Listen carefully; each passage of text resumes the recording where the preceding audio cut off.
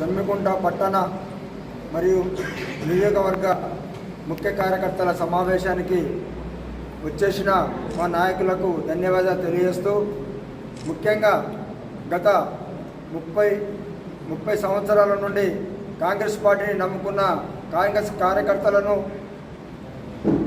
వారు ఎన్నో శ్రమలు కోర్చి ఎన్నో ఎలక్షన్లు చేసి ఎన్నో రకాలుగా ఇబ్బందులు పడి అయినా కాంగ్రెస్ పార్టీని నమ్ముకొని పనిచేస్తున్న వారికి మొన్న అసెంబ్లీ ఎన్నికలలో మన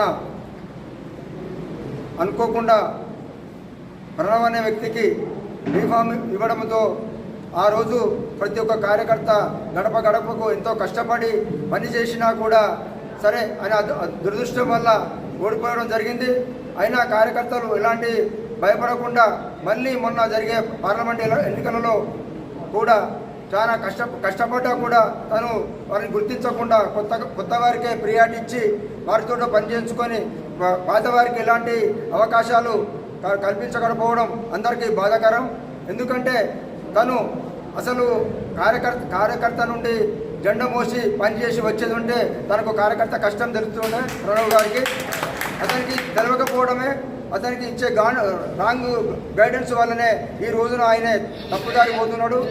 మేమందరం కార్యకర్తలం వెంట ఉంటాం అన్నా కానీ ఆయన మమ్మల్ని అసలు లెక్కకే తీసుకోవడం జరుగుతుంది. ఈరోజు మన హైదరాబాదులో మినిస్టర్ గారు వచ్చినప్పుడు సన్నాహక సమావేశంలో కనీసం సీనియర్ నాయకులను స్టేజ్ మీదకి పిలవకపోవడం ఎంతో బాధాకరం. అది ఎంతో బాధపడ్డారు కార్యకర్తలు. తర్వాత జస్ట్ మళ్ళీ ఒక 6 రోజుల తర్వాత ఇక్కడ సీఎం రేవంత్ రెడ్డి గారు సమావేశంలో కూడా బహిరంగ సభలో కూడా మా డయాస్ పాసులు ఇవ్వకపోవడం, సీనియర్ నాయకులకు ఇవ్వకపోవడం వారు ఎంతో బాధపడ్డారు, ఎంతో మనోవేదనకు గురయ్యారు. పైన స్టేజ్ మీద చూస్తే అసలు మొన్న చేరిన వారు టీఆర్ఎస్ నాయకులు తప్ప మనం సీనియర్ నాయకులు ఎవరు అసలు నియోజకవర్గం నుంచి వెళ్ళి, టౌన్ నుంచి వెళ్ళి, మండలం నుంచి వెళ్ళి ఏ ఒక్కరు కూడా దాని మీద స్టేజ్ మీద కనపడకపోవడం, అందరూ మనోవేదనకు గురైనా కానీ ఆయనకు చీమగుట్టినట్టు కూడా లేదు. అసలు మేము కార్యకర్తలు ఉన్నాం అనుకుంటున్నాడా లేడనుకుంటున్నాడా మాకే అర్థం కావడం లేదు.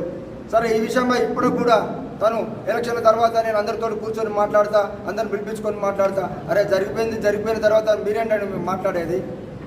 ఏం మాట్లాడతారు మీరు? ఇంకా సీనియర్ నాయకులు సమ్మిరెడ్డి గారు ఉన్నారు, గత 30 సంవత్సరాల నుంచి వెళ్ళి ఈ ప్రాంతానికి ఎంతో పరిచయస్తుడు, ప్రతి గ్రామానికి ప్రతి ఇంటికి. అలాగే వీరేశలింగం గారు 99లో మా ఎమ్మెల్యే పోటీ చేశారు, అతనికి కూడా కనీసం ఇన్ఫర్మేషన్ లేదు. ఇక్కడ ఉన్న నాయకులకు సీనిక్ కానీ, రావసానా కానీ, సలీం కానీ, మా ఎండి సలీం కానీ, ఇమ్రాన్ కానీ, ఇలాంటి వాళ్ళు సీనియర్ నాయకులకు కనీసం అన్ని వదిలిపెట్టుకొని తెల్లారు లేస్తే కాంగ్రెస్ పార్టీ కోసం పనిచేసేవారు, ప్రతి ఇంటింటికి తిరుగుకుంటూ ఉండేవారు. అటువంటి వారికి కూడా అవకాశాలు ఇవ్వకపోతే ఈ రోజున ఆయన ఎటుపోతున్నాడు, ఏం చేస్తున్నాడు, వేరే పార్టీకి ఇట్లా ఏమైనా సపోర్ట్ చేస్తున్నాడు ఇంటర్నల్గా మాకే అర్థం కావడం లేదు. ఈ విషయమై మేము కూడా అందరం ఏకదాటిగా ఉండి అధిష్టానం దృష్టికి, సీఎం రేవంత్ రెడ్డి గారి దృష్టికి తీసుకుపోవడానికి సిద్ధంగా ఉన్నామని ఈ సందర్భంగా తెలియజేస్తున్నాం.